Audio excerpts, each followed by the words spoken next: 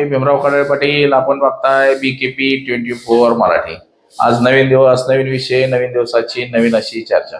आज चर्चा घेऊन आलोय म्हणजे बघा, महाराष्ट्रामध्ये पुन्हा राजकीय भूकंप होतोय की काय अशी परिस्थिती सध्या निर्माण झालेली आहे. त्याचं कारण ही तसंच आहे. 2022ला आपण बघितलं की एकनाथ शिंदे यांनी राज्यामध्ये भला मोठा असा राजकीय भूकंप घडवला आणि जवळपास 45-50 आमदार घेऊन गुवाहाटी गाठले. गुवाहाटीला गेले, माघारी आले, महाराष्ट्र राज्याचे मुख्यमंत्री झाले. त्यानंतर मात्र 2024 नंतर त्यांच्या कार्यकाळाला उतारती कळा लागली आणि ती अशी उतारती कळा लागली की त्याच्यातून ते अद्याप तरी सावरलेले नाही. म्हणजे फौजदाराचा हवालदार झाला, म्हणजे मुख्यमंत्र्याचा उपमुख्यमंत्री झाला. आता मात्र भारतीय जनता पक्षाकडून त्यांना डॅमेज करण्याचं काम सुरू झालेलं आहे आणि एकनाथ शिंदे यांचे जे आमदार आहेत हे आमदार फोडून भाजपमध्ये जाण्याची शक्यता आहे.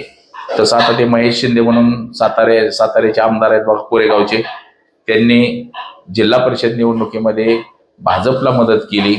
म्हणजे आता ते सगळं सुरूच झालेलं आहे. म्हणजे भारतीय जनता पक्षाच्या कॉन्टॅक्टमध्ये हे सगळी लोक आलेले आहेत आणि कॉन्टॅक्टमध्ये आल्यानंतर ह्या सगळ्यांनी आता सुरू केलेलं आहे की भाजपमध्ये जाण्याशिवाय पर्याय राहिलेला नाही. असं तर किती आमदार भाजपमध्ये जातील, काय होईल, एकनाथ शिंदेचं पुढे काय होईल, याच विषयाची आज चर्चा घेऊन आलोय. तर चला, सर्वप्रथम आपण जर चॅनल सबस्क्राईब केला नसेल तर चॅनल सबस्क्राईब करावा ही सर्वांना विनंती आणि चला चर्चेला सुरुवात करूया.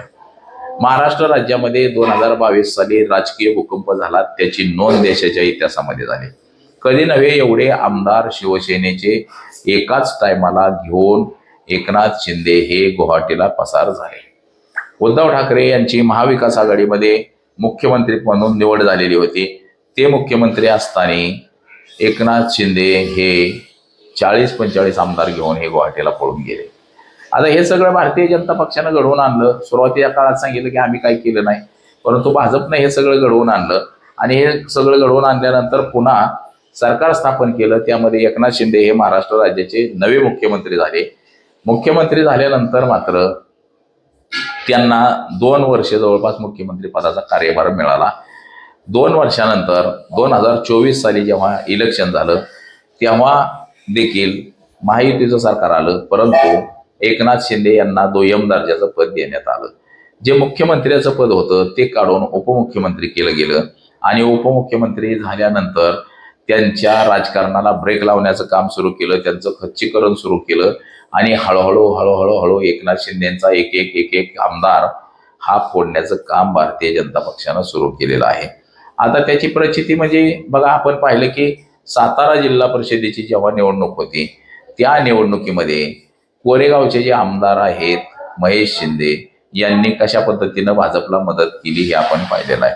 भारतीय जनता पक्षाचे या ठिकाणी 27 जिल्हा परिषद सदस्य होते, तर विरोधकातले 32 ते 35 जिल्हा परिषद सदस्य निवडून आलेले होते. म्हणजे 8 ते 10 लोक जास्त असताना सुद्धा भाजपनं आपला जिल्हा परिषद अध्यक्ष बनवला. यामध्ये सगळी फोडाफोडी केली.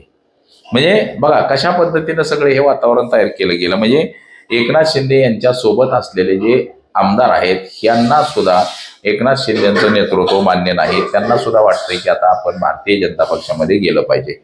तर भारतीय जनता पक्षाची तयारी सुद्धा अशी आहे की 2029ला स्वतःच्या हिमतीवरती निवडणुका लढवायच्या. अजित पवारांना सोडून द्यायचं, एकनाथ शिंदेंना सोडून द्यायचं आणि भाजपनं स्वतः निवडणुका लढवायच्या, स्वतःच्या हिमतीवरती निवडणुका जिंकायच्या, असा काहीसा प्रयत्न भाजपचा आहे आणि तशा पद्धतीने ती तयारी सुद्धा सुरू केलेली आहे.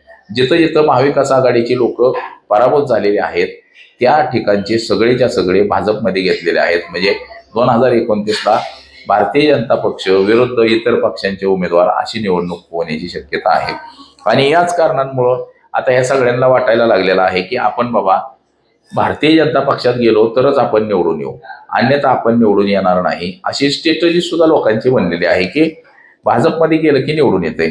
आपण महानगरपालिकेचा निकाल बघितला असेल की पुणे महापालिका, पिंपरी चिंचवड महापालिका ह्या दोन्ही महापालिका भारतीय जनता पक्षाच्या ताब्यात गेल्या. आता अजित पवार यांनी आधीच सांगितलं होतं की या मशीनमध्ये 4000 मतांची सेटिंग केलेली आहे अगोदरच आणि 4000च्या मताची सेटिंग असल्यामुळं आपल्याला 8000 मतं जास्त पडले पाहिजे तेव्हा ती बराबरी होईल, असं सुद्धा त्यांनी सांगितलेलं होतं. म्हणजे याचा अर्थ असा आहे की ही अजित पवारांना ह्या गोष्टी कळाल्या होत्या म्हणूनच त्यांचा विमान अपघात झाला की काय असंही बोललं जातं. आता भारतीय जनता पक्ष जिकडे निवडणूक लढवल तिथं ती माणसं त्यांचीच निवडून येतात. सटा सटा सटा भारतीय जनता पक्ष विजयीच होत चाललेला आहे. त्याच्यामुळं आता असं झालंय की इतर जे लोक आहेत यांना वाटायला लागलेलं की भाजप शिवाय आपल्याला पर्याय नाही. मग एकनाथ शिंदेचे जे आमदार आहेत, जसं तानाजी सावंत असेल, तानाजी सावंत हे उद्धव ठाकरेंची शिवसेना फोडण्याचा मूळ माणूस, त्या माणसामुळं अब्दुल सत्तार आणि तानाजी सावंत यांच्यामुळेच शिवसेना फुटली गेली असंही वारंवार बोललं जातं. आता हीच मंडळी सगळी भारतीय जनता पक्षाच्या संपर्कात आहे आणि एकनाथ शिंदे यांचं नेतृत्व या लोकांना मान्य नाही.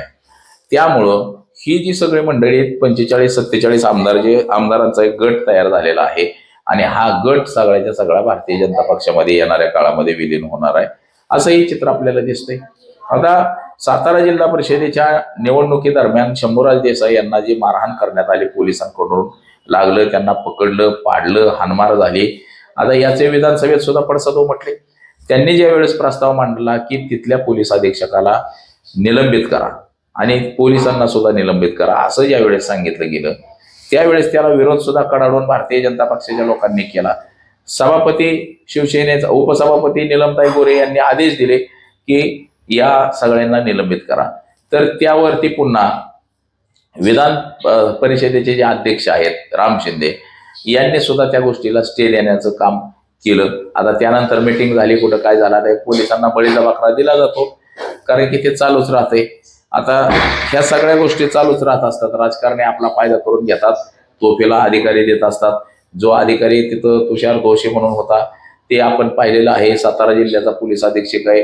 ते ज्यावेळेस आंतरवाली सराटीमध्ये हल्ला झाला पोलिसांकडून आंदोलकांवरती, त्यावेळेस सुद्धा तुषार दोषीच होते. म्हणजे तुषार दोषींची कारकीर्द ही नेहमी वादग्रस्तच ठरलेली आहे आणि वादग्रस्त माणसानं हे सगळं घडवून आणलं. त्याला निलंबन करायचं तर त्याला सुद्धा विरोध करणारी लोक भारतीय जनता पक्षाचे आहेत. जे आमदार आहेत, महेश शिंदे यांची बायको ही जिल्हा परिषदेचे अध्यक्ष झाले, भारतीय जनता पक्षाच्या तिकिटावरती ते निवडून आल्या.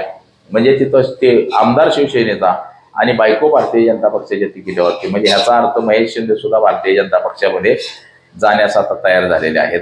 असंच काहीच आहे. महाराष्ट्रामधले अनेक आमदार हे उदय सामंत असतील, तानाजी सावंत असतील किंवा अब्दुल सत्तार असतील, हे असे बरेच आमदार हे भारतीय जनता पक्षाच्या सध्या वाटेवरती आहेत आणि येणाऱ्या काही दिवसामध्ये आपल्याला हे चित्र जसेला तसं दिसेल की अनेक आमदार हे भारतीय जनता पक्षासोबत गेलेले आपल्याला दिसतील.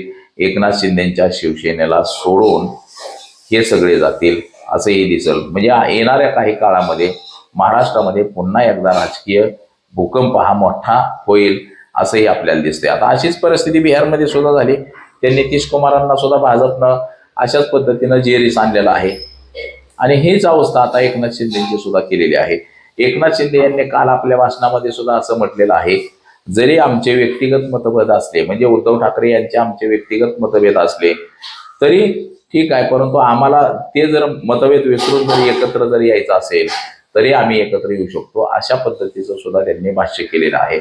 जे त्यांची टीका टिप्पणी एकनाथ शिंदे हे जे पूर्वी उद्धव ठाकरे यांच्यावरती करत होते ती भाषा कुठंतरी आपल्याला मवाळ होताना आता सध्या दिसते. तर बघा, येणाऱ्या काही काळामध्ये आपल्याला एकनाथ शिंदे यांचे आमदार हे भारतीय जनता पक्षामध्ये गेले तर त्याच्यामध्ये आपल्याला काही नवल वाटणार नाही, हेही तितकंच खरं आहे सध्या. म्हणजे येणाऱ्या काही काळामध्ये हे सगळे भाजपमध्ये जातील आणि 2029ला भाजपच्या तिकिटावरच हे निवडणुका लढवतील. आता हे सगळं बघा, येणारी जी 2029ची जी लोकसभा निवडणूक आहे या लोकसभा निवडणुकीवरती सुद्धा बरंच काही आधारित आहे.